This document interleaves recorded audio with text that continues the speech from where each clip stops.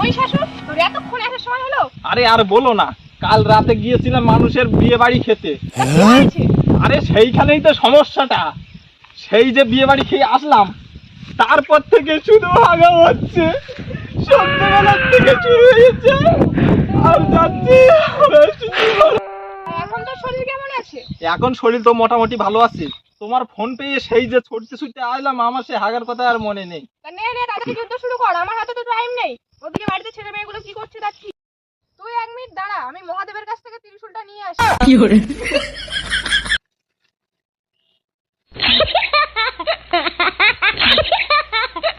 শুরু কর।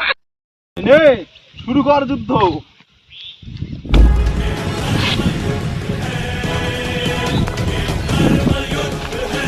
এক মিনিট আবার কি হলো? আমার হাগা লেগেছে।